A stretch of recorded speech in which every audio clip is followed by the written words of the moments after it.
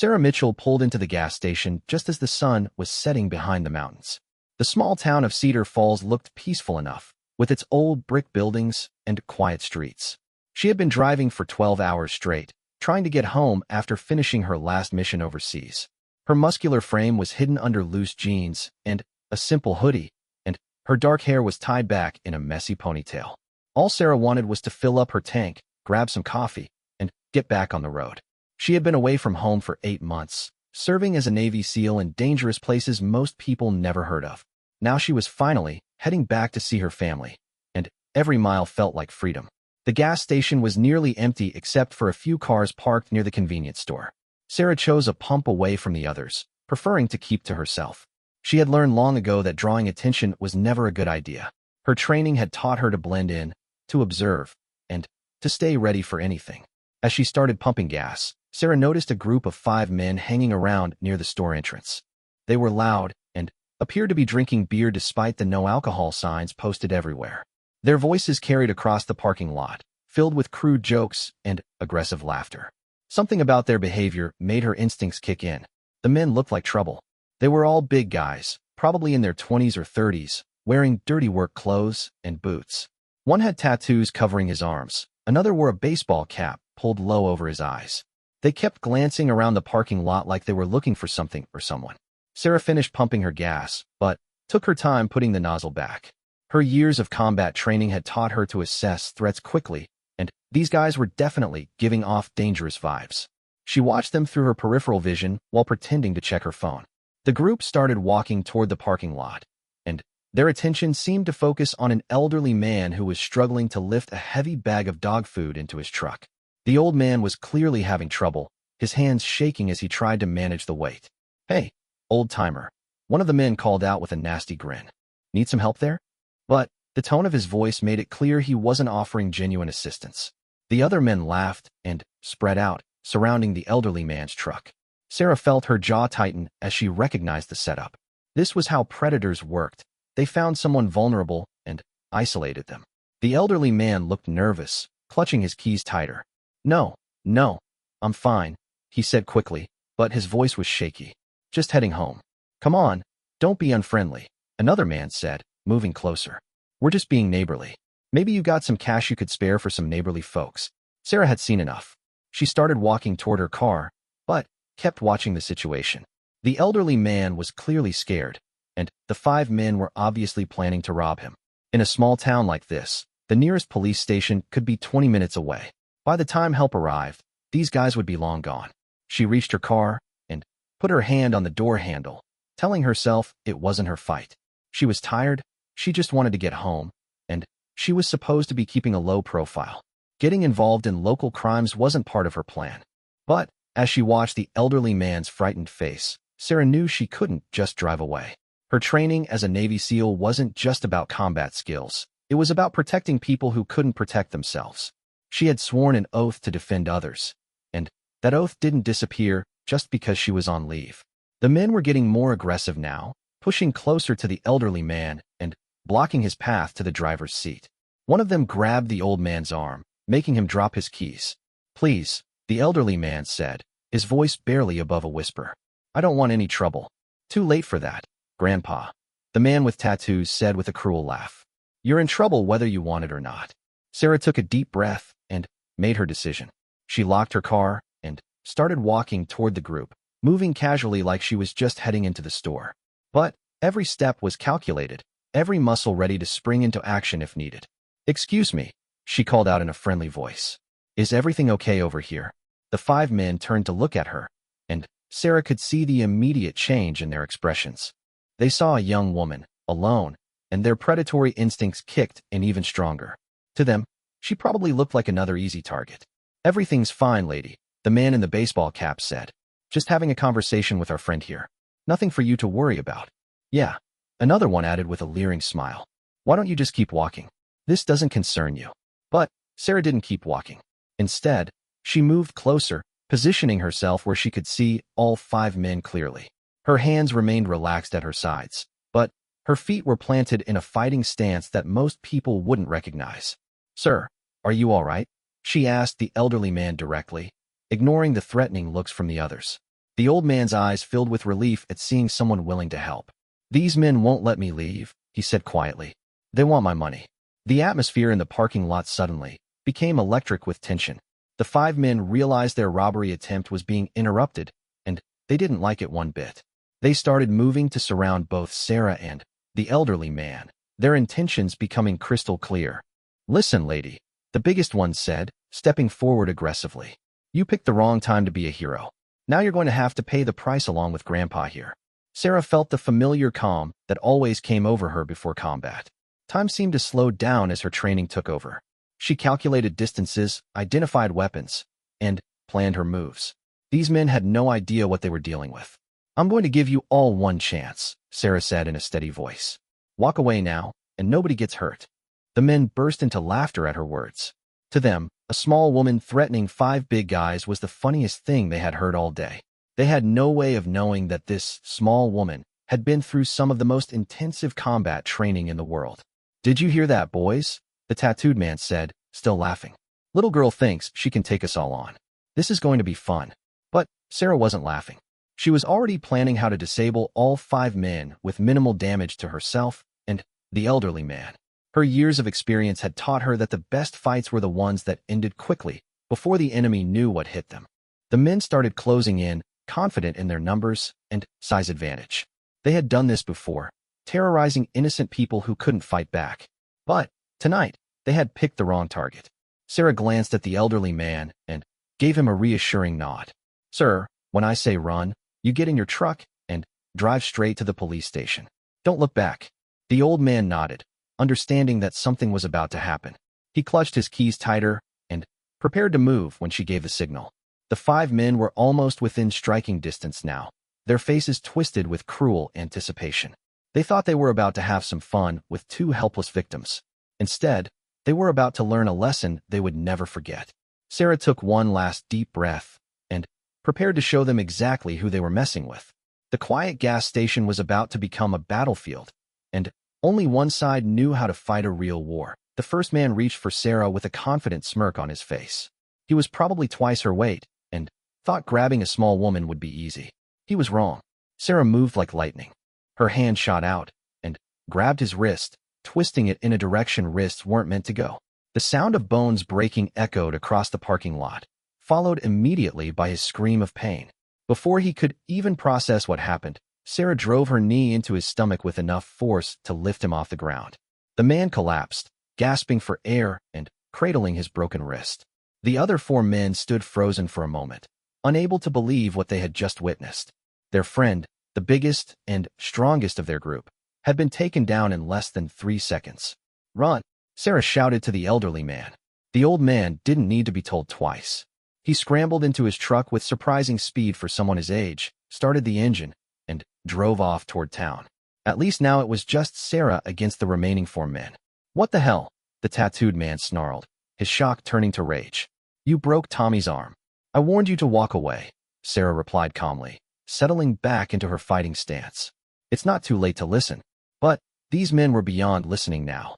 They were angry, embarrassed, and wanted revenge. The man in the baseball cap pulled out a knife, its blade gleaming under the gas station lights. "Nobody does that to us," he growled. "Now we're going to cut you up real good." Sarah's expression didn't change, but inside she felt a familiar surge of adrenaline. She had faced armed enemies in caves, deserts, and jungles around the world. A parking lot knife fight was just another Tuesday for her. The man with the knife lunged forward, slashing wildly. Sarah stepped aside, letting his momentum carry him past her, then grabbed his knife hand and twisted. Her other hand came up in a precise strike to his elbow joint. Another crack, another scream, and the knife clattered to the pavement. 2 down, 2 to go. The remaining men realized they were in serious trouble, but their pride wouldn't let them back down. They came at her together, hoping their numbers would overwhelm her.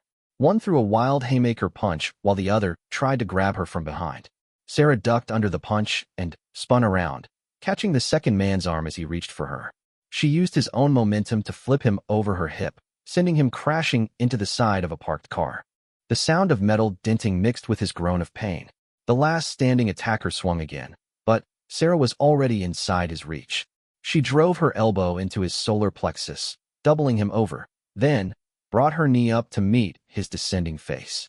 He dropped like a stone, blood streaming from his broken nose. The entire fight had lasted less than 30 seconds. 5 grown men lay scattered around the parking lot, moaning and clutching various injuries. Sarah stood in the middle of them, barely breathing hard, her clothes not even wrinkled. She looked down at the tattooed man, who was trying to crawl away on his hands and knees. "I told you to walk away," she said simply. Who are you?" he gasped, his tough guy attitude completely gone. Sarah knelt down beside him, her voice quiet but carrying an edge that made him stop moving entirely. "I'm someone you really didn't want to mess with." The man with the broken wrist was whimpering, staring up at her with wide, fearful eyes. "Please don't hurt us anymore," he begged. "We're sorry, we're really sorry." "You should be sorry," Sarah said, standing back up. "But not to me. You should be sorry to that elderly man you were trying to rob. You should be sorry to every innocent person you've terrorized." She pulled out her phone and dialed 911, keeping her eyes on the 5 men to make sure none of them tried anything stupid. 911, what's your emergency?" The dispatcher's voice came through clearly. "This is Sarah Mitchell. I'm at the Shell station on Highway 9. I need police and ambulances. 5 men attempted to rob an elderly man and threatened me. They're all down with various injuries." "Did you say 5 men are down? Are you injured, ma'am?" "No, I'm fine. They attacked me, and I defended myself." There was a pause from the dispatcher. "Ma'am, you're saying you fought off 5 attackers by yourself?" "Yes. I have combat training. Please send units quickly. Some of these men need medical attention." Within minutes, the parking lot was filled with flashing red and blue lights. Police cars, ambulances, and even a fire truck arrived on the scene. The quiet gas station suddenly looked like the site of a major incident. Sheriff Tom Bradley was the first officer to approach Sarah. He was a tall, weathered man in his 50s who had seen a lot in his years of law enforcement. But the scene before him was unlike anything in his experience. "Ma'am, I'm Sheriff Bradley. Can you tell me what happened here?" Sarah gave him a clear, concise account of the events, starting with her arrival at the gas station and ending with her 911 call. The sheriff listened carefully, occasionally glancing at the 5 men being treated by paramedics. "And you did this alone?" he asked when she finished. "No weapons, no help. Just my hands," Sarah replied. "I'm trained in hand-to-hand combat." Sheriff Bradley looked around at the scene again. 1 man with a clearly broken wrist, another with a dislocated elbow, a third with what looked like cracked ribs, a 4th with a concussion, and a 5th with a broken nose. All taken down by a woman who couldn't weigh more than 140 pounds. "What kind of training do you have, if you don't mind me asking?" Sarah reached into her pocket and pulled out her military ID. "United States Navy. I'm a SEAL." The sheriff's eyes widened as he examined her credentials. "A Navy SEAL? Here in Cedar Falls?" "I was just passing through on my way home," Sarah explained. "I saw those men threatening the elderly gentleman and couldn't stand by and watch." By now, word had spread through the emergency responders about who Sarah was. Paramedics, police officers, and firefighters kept glancing over at her with mixture of respect and amazement. Most of them had never met a real Navy SEAL, especially not one who had just single-handedly taken down 5 attackers. The elderly man returned with another police officer, having driven straight to the station as Sarah had instructed. When he saw her talking to the sheriff, his face broke into a grateful smile. "Officer, this young lady saved my life," he told Sheriff Bradley. "Those men were going to rob me, maybe worse. She stepped in when she didn't have to." The sheriff nodded, adding the elderly man's statement to his growing report. As he interviewed witnesses and examined the scene, a picture emerged of a textbook case of self-defense and defense of others. The 5 attackers, once they realized Sarah was a trained military operative, tried to change their story. They claimed they were just asking the old man for directions, that Sarah had attacked them unprovoked. But their story fell apart quickly under questioning, especially when other witnesses came forward. A truck driver who had been inside paying for fuel saw the whole thing through the window. A woman in a car across the street had been on the phone with her sister and witnessed the confrontation. Both confirmed Sarah's version of events. As the ambulances loaded the injured men to take them to the hospital, one of them, the tattooed man, called out to Sheriff Bradley. "That woman is dangerous," he said weakly. "She could have killed us. Someone that violent shouldn't be walking around free." Sheriff Bradley looked at him with disgust. "Son, you attacked an elderly man and then a woman who was trying to help him. The only reason you're not headed to the morgue is because she showed restraint. If I were you, I'd be thanking her, not complaining. The man shut up after that, realizing he wasn't going to get any sympathy from local law enforcement. As the chaos started to wind down and the last ambulance pulled away, Sheriff Bradley approached Sarah again. "Ma'am, I want to thank you for what you did here tonight. That elderly gentleman has lived in this town for 70 years. He didn't deserve what those thugs were planning." "I just did what anyone should do," Sarah replied. "I couldn't stand by and watch innocent people get hurt. Most people would have driven away or called 911 and hoped for the best," the sheriff pointed out. "You put yourself at risk to help a stranger. That takes real courage." Sarah shrugged, uncomfortable with the praise.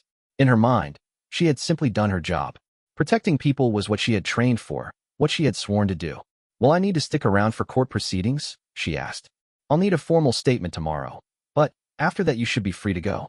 With all the witnesses we have, this should be a pretty straightforward case." As Sarah finally got back in her car and prepared to continue her journey home, she reflected on how quickly a simple gas stop had turned into a combat situation. But she felt good about the outcome. An innocent man was safe, 5 criminals were in custody, and she had reminded herself why she chose to serve her country in the first place. The road stretched out before her, dark and quiet again. But now the night felt peaceful instead of ominous. Sometimes, Sarah thought as she drove away, being in the right place at the right time was exactly where she was meant to be. The next morning, Sarah woke up in a small motel room about 50 miles from Cedar Falls. She had driven until exhaustion finally forced her to stop, her adrenaline from the fight slowly wearing off. Now, with sunlight streaming through the thin curtains, the events of the previous night felt almost surreal. She checked her phone and saw 3 missed calls from Sheriff Bradley. When she called him back, his voice was tense with urgency. "Ms. Mitchell, we need you back here as soon as possible. Something big has developed overnight." "What kind of something?" Sarah asked, already reaching for her clothes.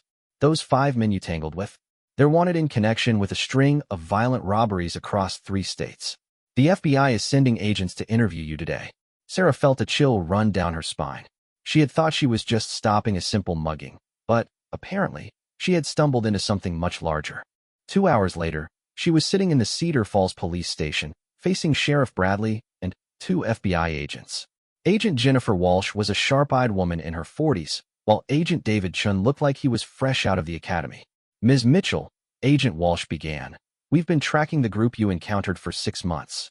They call themselves the Highway Hunters, and they've been responsible for at least 12 violent robberies from Texas to Colorado." She opened a thick file folder and spread photos across the table. Sarah recognized the faces immediately, the same 5 men from the gas station, but these photos were mugshots and surveillance images from other crimes. Their method was always the same, Agent Chin explained. They'd target elderly people or lone women at isolated gas stations, rest stops, or truck stops. But they never just robbed their victims. Agent Walsh's expression darkened. They would beat people severely, sometimes just for fun. 2 of their victims ended up in comas.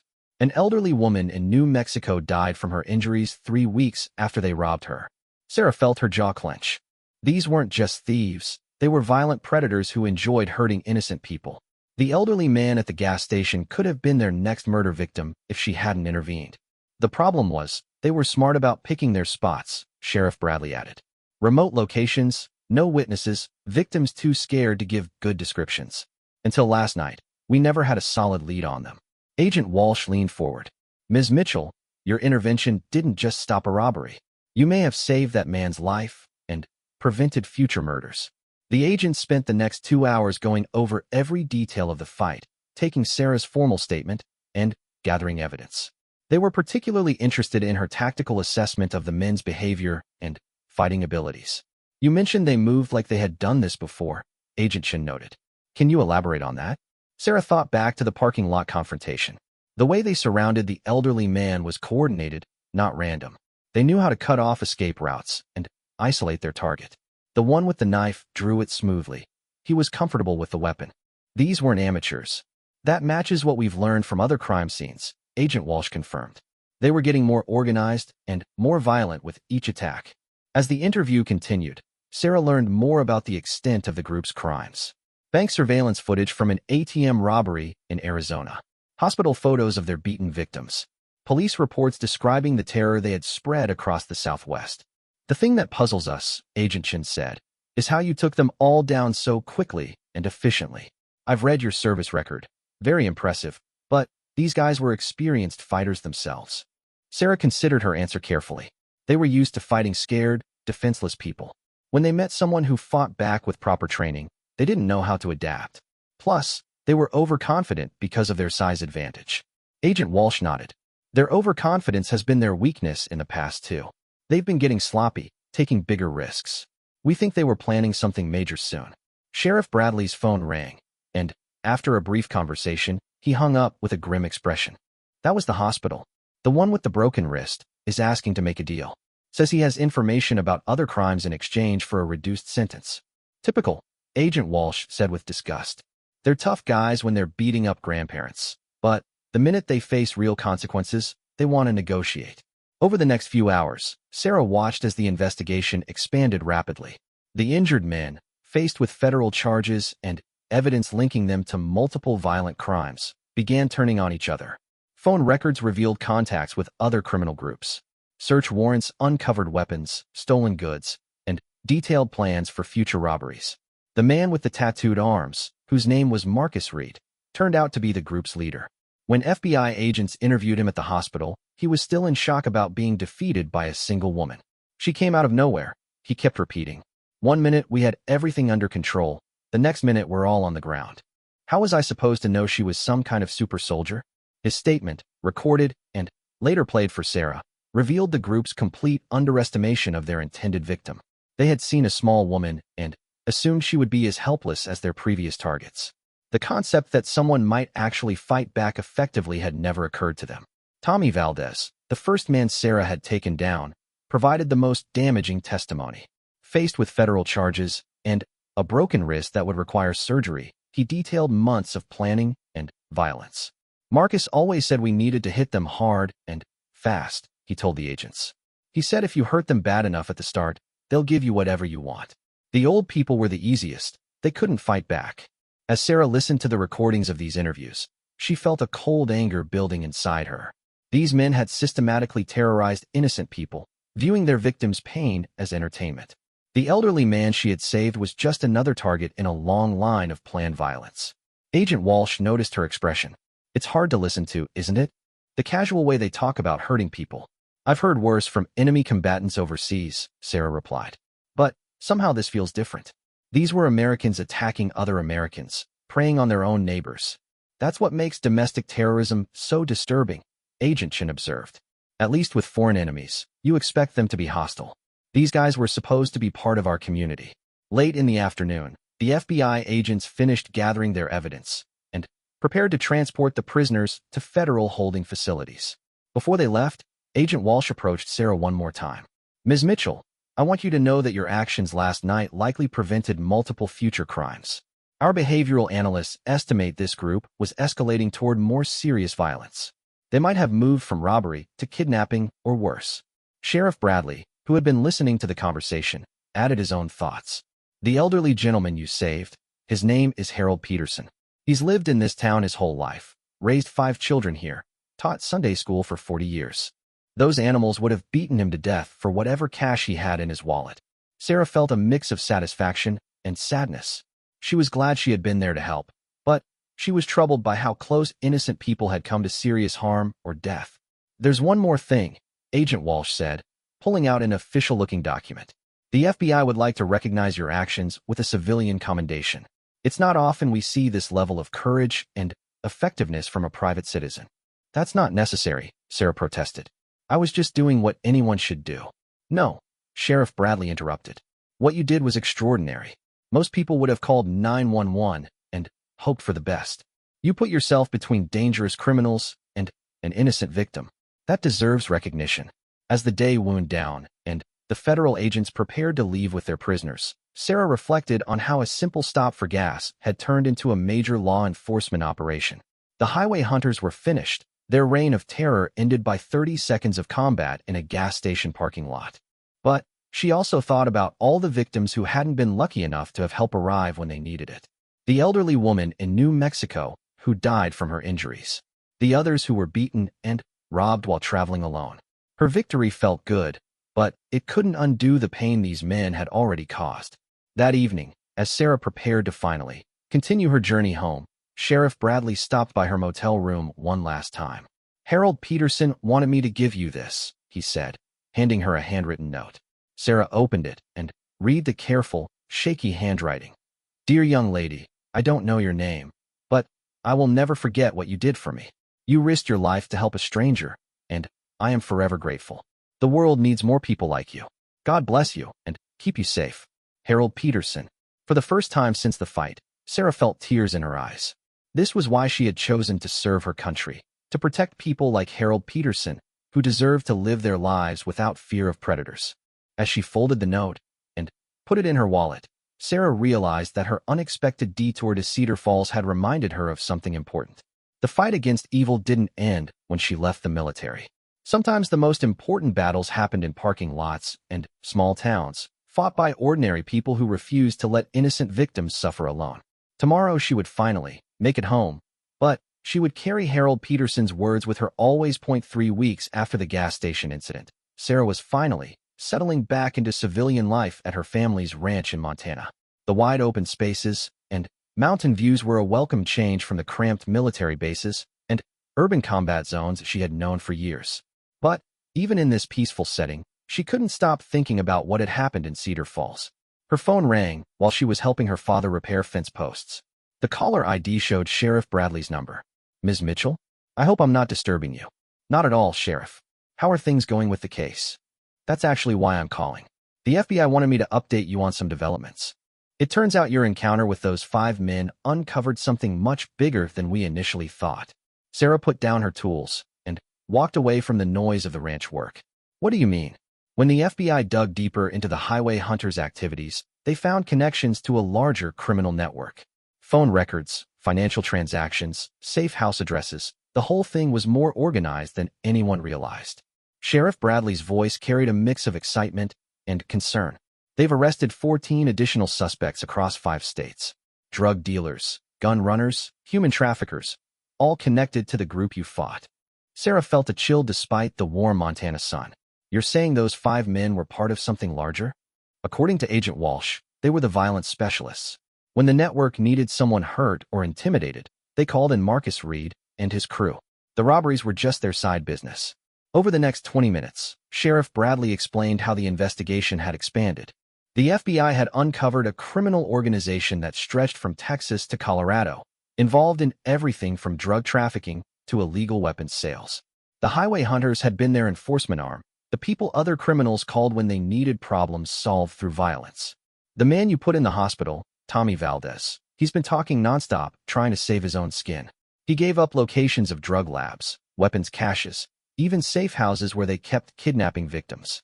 Sarah sat down heavily on a fence post, overwhelmed by the scope of what she was hearing. Kidnapping victims? 3 women who had been missing for months. They're all safe now, thanks to the information we got from interrogating your 5 friends. Their families had given up hope of ever seeing them again.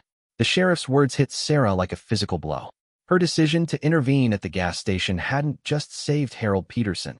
It had led to the rescue of kidnapping victims and the dismantling of a major criminal network.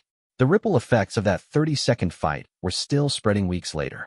"There's more," Sheriff Bradley continued. "Agent Walsh asked me to tell you that the Department of Justice wants to present you with their highest civilian award for exceptional service to law enforcement. You'll be flown to Washington, D.C. for the ceremony." "I don't need any awards," Sarah protested. "I just did what I had to do." "Maybe you don't need them, but the families of those rescued women do. They need to see that there are still people willing to stand up to evil, even when it's dangerous." That afternoon, Sarah called Agent Walsh directly to get more details about the investigation.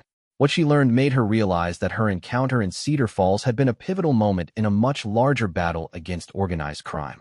The network had been operating for 3 years, Agent Walsh explained. They were careful, smart, and extremely violent. Local police departments were seeing individual crimes, a robbery here, a missing person there, but nobody connected the dots until your fight gave us our first real breakthrough.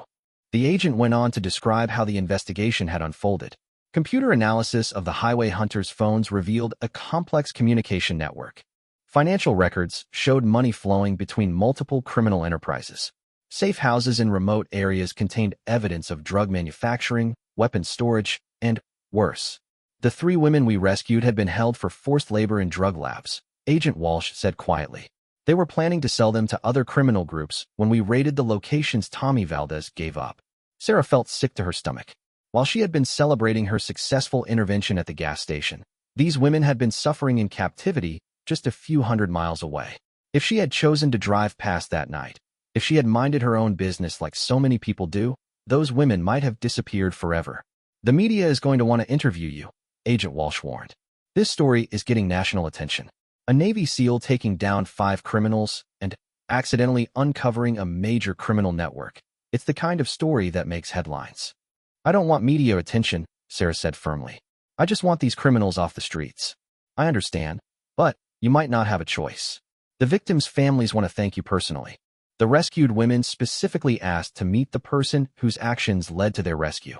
2 days later, Sarah found herself on a plane to Denver, where the main FBI field office was coordinating the investigation. Agent Walsh had arranged for her to meet with some of the people whose lives had been affected by her decision to fight back at the gas station. The first person she met was Maria Santos, one of the rescued kidnapping victims. Maria was a 23-year-old college student who had been grabbed from a truck stop parking lot 6 months earlier while driving home from school. They told me nobody was looking for me anymore, Maria said through tears as she hugged Sarah. They said my family had given up, that I would never see home again. I was starting to believe them. Maria described the months of captivity, forced to work in illegal drug labs while being constantly threatened with violence. The conditions were horrific, and she had watched other captives grow sick and weak from the dangerous chemicals they were forced to handle. When the FBI came through that door, I thought I was dreaming. Then, Agent Walsh told me it all started because someone fought back against Tommy and his crew at a gas station. You saved my life by saving that old man. Sarah listened to Maria's story with a growing sense of responsibility. Her split-second decision to intervene had set in motion a chain of events that reached far beyond anything she could have imagined. It was both inspiring and terrifying to realize how much impact a single moment of courage could have. The second woman she met was Rebecca Kim, a nurse who had been kidnapped from a hospital parking lot after finishing her night shift.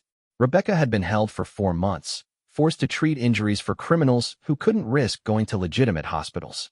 They made me watch them beat people, Rebecca said, her voice barely above a whisper. If I tried to look away or refused to patch them up afterward, they threatened to kill me. I saw things that still give me nightmares. Rebecca's medical knowledge had made her valuable to the criminal network, so they had kept her alive longer than some other captives. But she knew that eventually, she would become a liability they couldn't afford to keep. The FBI agents who rescued us said you're a soldier. They said you could have walked away from that fight, but chose to help instead. That choice saved 3 lives that night, not just 1. The third rescued woman was Jennifer Walsh, no relation to the FBI agent, a social worker who had been grabbed while visiting a client in a remote area. She had been held the longest, over 8 months, and had been forced to help the criminals identify potential new victims. They made me use my knowledge of social services to find vulnerable people, Jennifer explained, her shame evident in her voice. Single mothers, elderly people without family, anyone who wouldn't be missed quickly. I had to choose between helping them find new victims or being killed myself. Jennifer's story was particularly heartbreaking because she had been forced to participate in the crimes against her will. The psychological torture of being made complicit in others' suffering had been almost as bad as her own captivity. When the agents told me about what you did at that gas station, I realized something important. One person standing up to evil can change everything. You didn't know about us, but your courage reached us anyway. As Sarah listened to these stories, she began to understand the true scope of what the criminal network had been doing. They hadn't just been robbing people, they had been destroying lives, breaking families, and spreading fear across multiple states. The violence was systematic and calculated, designed to maintain their power through terror. But she also learned about the positive effects of the investigation. Local police departments were now sharing information more effectively. The FBI had established new task forces to identify and dismantle similar networks. Most importantly, the rescued women were getting the help they needed to rebuild their lives. Maria is going back to college next semester, Agent Walsh told Sarah. Rebecca is in counseling and plans to return to nursing when she's ready. Jennifer is working with us to help identify other potential victims. That evening, Sarah attended a briefing where she learned the final scope of the investigation. The criminal network had been responsible for over 40 serious crimes, including 12 murders, multiple kidnappings, drug trafficking worth millions of dollars, and the illegal sale of military-grade weapons. Your 30-second fight in a gas station parking lot led to one of the largest criminal takedowns in this region's history, the lead FBI investigator told her. 14 suspects in custody, 3 kidnapping victims rescued, multiple drug labs shut down, and a weapons smuggling operation dismantled. But, perhaps most importantly, the investigation had provided closure to families who had been wondering about missing loved ones for months or even years. Parents got their daughters back. Communities became safer. The ripple effects of Sarah's decision to help Harold Peterson that night were still spreading, touching lives she would never meet. As she prepared to fly back to Montana, Sarah reflected on the strange turns her life had taken. She had joined the military to serve her country and protect innocent people. Now, as a civilian, she had accidentally accomplished one of the most significant missions of her career by simply refusing to walk away from someone who needed help. The awards and recognition meant little to her, but the knowledge that Maria, Rebecca, and Jennifer were safe and free meant everything. Sometimes, Sarah realized, the most important battles weren't fought on foreign soil against declared enemies. Sometimes they happened in parking lots against domestic predators, fought by ordinary people who chose to do the right thing when it mattered most. 6 months after the gas station incident, Sarah stood at the podium in the Department of Justice building in Washington, D.C., uncomfortable in the formal dress uniform she rarely wore anymore. The auditorium was filled with FBI agents, police officers, family members of the rescued victims, and media representatives from across the country. Attorney General Patricia Morrison was presenting Sarah with the department's highest civilian honor, but as she listened to the lengthy introduction recounting her military service and the events in Cedar Falls, all Sarah could think about was Harold Peterson's handwritten note, still tucked in her wallet. "Ladies and gentlemen," the Attorney General said, "it is my honor to present the Attorney General's Award for Exceptional Service to Sarah Mitchell, whose courage and quick thinking not only saved an innocent life, but led to the dismantling of one of the most dangerous criminal networks we've seen in years." The applause was thunderous, but Sarah's eyes found the faces in the front row that mattered most to her. Maria Santos sat with her parents, healthy and smiling, back in college and planning to become a social worker to help other crime victims.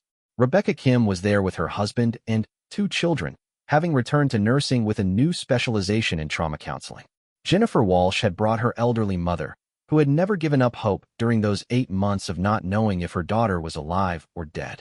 Also in the front row was Harold Peterson, who had flown in from Cedar Falls despite his discomfort with traveling.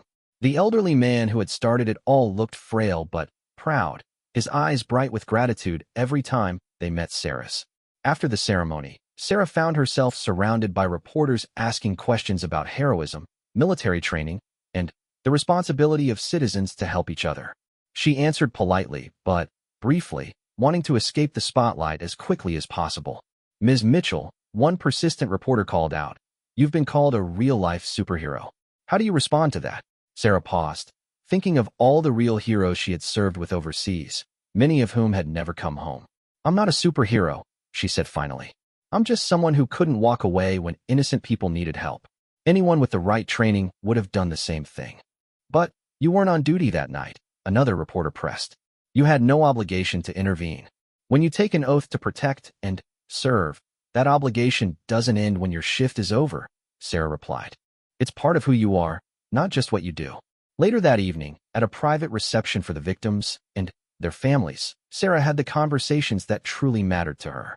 She listened as Maria described her plans to open a nonprofit organization helping other trafficking victims. She watched Rebecca play with her children, who were still adjusting to having their mother back. She talked with Jennifer about the long road of healing from trauma that goes far beyond the physical rescue. Harold Peterson approached her as the evening was winding down, walking slowly but steadily with his cane. "Young lady," he said in his soft voice, "I've been thinking about that night for 6 months now. I keep wondering what would have happened if you had driven past, if you had decided it wasn't your problem." Sarah felt the familiar tightness in her throat that came whenever she thought about the what-ifs. "I'm glad I stopped, Mr. Peterson. I'm glad I was there when you needed help. But, you see, that's what I've been thinking about," the old man continued. "It wasn't just luck that you were there. It was character. Thousands of people probably drove past other crimes these criminals committed, and maybe they called 911, but they didn't stop. They didn't put themselves at risk for strangers. He pulled out a worn photograph from his wallet, showing a young man in a World War II uniform. This is my older brother, William. He died on the beaches of Normandy when he was just 22 years old. He used to write to me about duty and honor, about how some things are worth fighting for even when you're scared. Harold's eyes grew distant with memory. I never served in the military myself. Bad heart, they said. But I always wondered if I would have had the courage William had, if I would have been able to do the right thing when it mattered. He looked back at Sarah. That night in the parking lot, I got to see what real courage looks like. Not the absence of fear, but doing what's right despite being afraid. William would have been proud to meet you. As Sarah drove back to her hotel that night, she thought about Harold's words and about the strange journey that had brought her to this point. She had joined the Navy to serve her country, trained as a SEAL to protect freedom and defend the innocent. But her most important mission had happened after she left active duty, in a small-town parking lot where she simply couldn't walk away from someone who needed help. The media coverage of the story had been intense, but mostly positive. Headlines like Navy SEAL Saves the Day and One Woman's Courage Breaks Criminal Network appeared in newspapers across the country. But Sarah knew that the real story was more complex than any headline could capture. It was about a society where predators felt safe targeting the vulnerable because they assumed no one would fight back. It was about the ripple effects of both evil and good, how one act of violence or one act of courage could spread far beyond its original moment. It was about the choice that every person faces when they encounter injustice, to look away or to stand up. 3 days after returning to Montana, Sarah received a package with no return address. Inside was a hand-carved wooden plaque with a simple inscription, "To the woman who saved my granddaughter. Thank you for bringing Maria home. Roberto Santos." She had never met Maria's grandfather, but somehow he had found her address and sent this gift that clearly meant more to him than money could measure. Sarah placed it on the mantel in her family's living room, next to photos of her military unit and commendations from her years of service. But the most meaningful response came in an unexpected form. Sarah began receiving letters from people across the country who had read about her story. Some were from other veterans who had faced similar situations. Others were from ordinary citizens who had been inspired to take action in their own communities. One letter was from a college student in Ohio who had started a campus safety program after reading about the gas station incident. Another came from a retired teacher in Florida who had begun volunteering with domestic violence shelters. A group of military wives in California had organized a self-defense training program for their community. "Your story reminded us that we all have a responsibility to protect each other," wrote a mother from Arizona. "We can't all be Navy SEALs, but we can all choose courage when it matters." These letters showed Sarah that the real impact of that night in Cedar Falls wasn't just about the specific criminals who were caught or the specific victims who were rescued. It was about inspiring others to believe that ordinary people could make a difference, that one person's courage could change everything. As autumn arrived in Montana, Sarah made a decision that would shape the rest of her life. She enrolled in law school, planning to specialize in victims' rights and anti-trafficking prosecution. Her military experience had taught her how to fight enemies, but her encounter with the highway hunters had shown her a different kind of battlefield, one where the weapons were legal briefs and courtroom testimony instead of rifles and explosives. "I want to make sure that people like Maria and Rebecca get justice," she told her family over dinner one evening. "I want to help build cases against the criminals who think they can prey on innocent people without consequences." Her father, a quiet man who had always been proud of his daughter's military service, nodded approvingly. "Fighting for people who can't fight for themselves. That's what you've always done, sweetheart. Whether it's in a foreign country or a courthouse, it's the same mission." On the first anniversary of the gas station incident, Sarah received one final letter that brought her story full circle. It was from Tommy Valdez, the first man she had taken down that night, writing from federal prison where he was serving a 30-year sentence. "I know you probably don't want to hear from me," the letter began, "but I needed to tell you something. Before that night, I never thought about the people we hurt. They were just targets to me, not real people with families and feelings." The letter went on to describe how his time in prison had forced him to confront what he had done, particularly after learning about the kidnapping victims his testimony had helped rescue. "I'm not asking for forgiveness because I don't deserve it. But I wanted you to know that what you did that night didn't just stop us from hurting more people. It made me realize what a monster I had become. I'm getting counseling now, trying to understand how I got so lost. Tommy's letter concluded with an unexpected request. I heard you're going to law school to help crime victims. If you ever need someone to explain how criminals think, how these networks operate, I'll help if I can.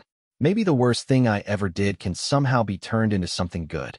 Sarah never responded to the letter, but she kept it as a reminder that even the most hardened criminals were still human beings capable of change. Her mission wasn't just about stopping bad people. It was about creating a world where good people felt empowered to stand up for what was right. As she walked across her law school campus for orientation, Sarah carried with her the lessons of that night in Cedar Falls. She had learned that courage wasn't about being unafraid. It was about acting despite fear. She had learned that individual actions could have consequences far beyond what anyone could imagine. Most importantly, she had learned that the oath to protect and serve didn't end with military discharge. It was a lifelong commitment to standing between predators and their intended victims. The gas station where it all began was just a memory now, but the ripples from that 30-second fight continued to spread. In courtrooms where prosecutors built stronger cases against traffickers. In communities where citizens organized to protect each other. In the hearts of 3 women who had been given their lives back by a stranger's courage. Sarah Mitchell had come home from war, but her mission to protect the innocent was far from over. It was just beginning in a new theater, with new weapons, against enemies who hid behind legal technicalities instead of desert camouflage. The fight for justice continued, one case at a time, one victim at a time, one moment of courage at a time.